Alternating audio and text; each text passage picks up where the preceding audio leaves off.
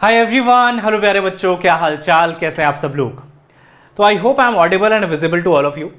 बेटा 2025 में जब आप नीट की तैयारी अभी करना शुरू कर रहे होंगे, कई सारे बच्चों के मन में सवाल होगा कि यार सीक्वेंस क्या होना चाहिए, स्पेशली फिजिक्स में। क्या हमें हाई वेटेज से शुरू करके ज़्यादा वेटेज वाले टॉपिक्स पहले खत्म कर लेने चाहिए, या फिर हमें बिल्कुल चैप्टर नंबर 1 जो एनसीईआरटी में दिया है फिजिकल वर्ल्ड, वहां से शुरू करना चाहिए, या फिर कोई और सीक्वेंस है जिससे पढ़ के आप मैक्सिमम आउटपुट निकाल सकते हो। तो आज के टॉपिक में बेटा यही बात रहेगी, आज के वीडियो में हम यही बात करेंगे। ज्यादा समय आपका नहीं लूंगा, बट आपको छोटी सी वीडियो में सारी इंफॉर्मेशन दे दूंगा। बेटा देखो, अगर आप ड्रॉपर हो तो आप शायद एक बार दो बार पढ़ चुके होगे सब्जेक्ट को, और आपको शायद वो कॉन्फिडेंस होगा कि यार मैं कहीं से भी पढ़ूं फर्क नहीं पड़ता, बस मेरे को उठा के पढ़ना है। तो अगर आप उतने लेवल पे कॉन्फिडेंट हैं, अगर आपके पिछली बार ऑलरेडी 500 या 550 के आसपास नंबर आए हुए हैं, तब तो बेटा आप कहीं से भी शुरू कर सकते हो। तब आपके लिए आइडियल ये होगा कि आप ठीक है हाई वेटेज से आप शुरू कर दो। मॉडर्न फिजिक्स आप सबसे पहले अच्छे से निपटा लो, 4 से 5 क्वेश्चन है। थर्मल फिजिक्स कर लो बेटा, मैग्नेटिक इफेक्ट ऑफ करंट में मैग्नेटिज्म एंड मैटर भी जुड़ जाता है, और इस बार आपको पता है यहां से 3 क्वेश्चन तो मैग्नेटिज्म एंड मैटर का ही आ गया था। तो इस तरीके से आप हाई वेटेज अगर आप करना चाहते हो पहले, तो आप शुरू के 8 9 10 टॉपिक देखेंगे तो वो हाई वेटेज है। मैंने सारा वेटेज यहां पे लिख दिया है ना। अभी अप्रोक्सीमेटली है, किसी साल होता है कि किसी टॉपिक में से ज्यादा क्वेश्चन आ जाते हैं, किसी साल कम भी आते हैं। हमें कैपेसिटर से हम 1 बोलते हैं, बट इस बार 2 भी आ गया था। तो है ना, अप्रोक्सीमेट है बिल्कुल ये, और एवरेज निकाला गया है पिछले 5-7 साल से कि कितना क्वेश्चन आ रहा है। तो ठीक है, अगर कोई बच्चा पिछले साल अच्छा स्कोर कर चुका है, इस बार उसको पढ़ना है, वो रैंडमली यहां से शुरू कर सकता है, ठीक है ना, मॉडर्न फिजिक्स से। लेकिन जिस भी बच्चे के मार्क्स पिछली बार कम आए हैं, जाहिर सी बात है बेटा कि आपके बेसिक कंसेप्ट्स कहीं ना कहीं वीक हैं, तो आपको यह फॉलो नहीं करना चाहिए। आपको हाई वेटेज से शुरू करना नहीं चाहिए। आपको क्या करना है, क्या सीक्वेंस फॉलो करना है, यह मैं आपको अभी बताता हूं। देखिए, कई जगह आप जब पढ़ेंगे बेटा, तो शुरू में कई बार मॉडर्न फिजिक्स करा दिया जाता है। अब उसका रीजन है, मॉडर्न फिजिक्स में आपको ज्यादा इंटीग्रेशन, डिफरेंशिएशन, वेक्टर इनकी जरूरत नहीं पड़ती है ना। हाँ, कैलकुलेशन की जरूरत पड़ती है, तो वो तो आप कर लोगे।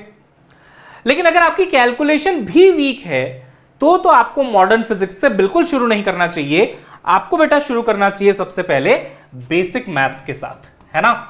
सबसे पहले जो चीज आपको करनी चाहिए बेटा अपने सीक्वेंस में फिजिक्स के, वो होना चाहिए बेसिक मैथ्स।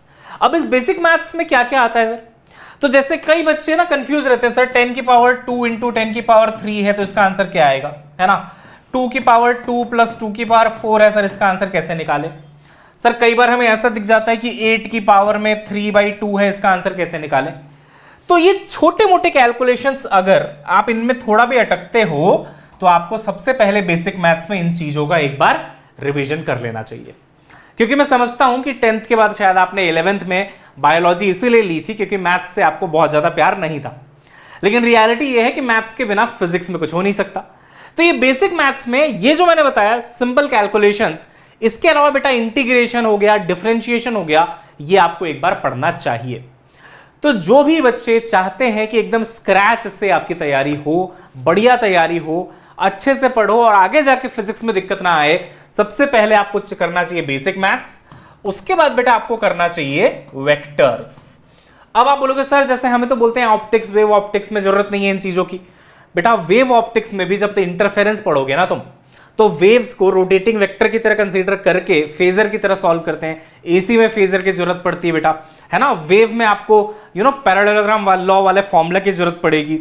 तो अगर वेक्टर्स वीक है, बेसिक मैथ्स वीक है, तो पूरी की पूरी फिजिक्स धरी की धरी रह जाती है बेटा। यहां आपको ग्राफ पढ़ा दिया जाएगा, सब कुछ पढ़ा दिया जाएगा, है ना। तो सीक्वेंस में सबसे पहले बेटा यहां से शुरुआत करो। उसके बाद मैं तो कहता हूं 11th के सारे टॉपिक्स पहले खत्म करो। भले ही आप चाहो तो यूनिट्स एंड मेजरमेंट्स बाद में कर लो, देखो ये आपका ऑप्शन है। आप चाहो तो यूनिट्स अभी कर लो, आप चाहो तो यूनिट्स बाद में कर लो, बट सीक्वेंस रहेगा तो ज्यादा अच्छा रहेगा।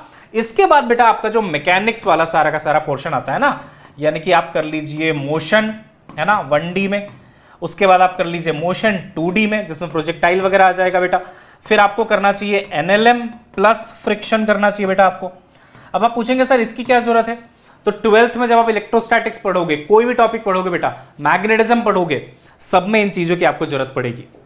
मैग्नेटिज्म में आप देखेंगे कि अगर charge perpendicular to magnetic field है तो सर्कुलर मोशन हो जाता है।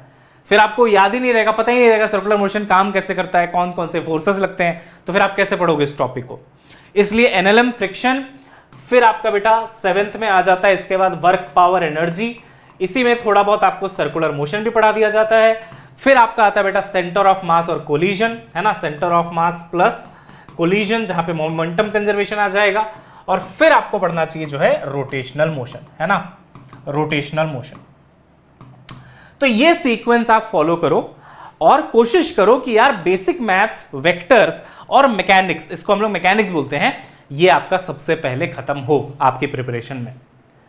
अब आपका अगला सवाल होगा सर ये सब कहां से करें, कैसे करें।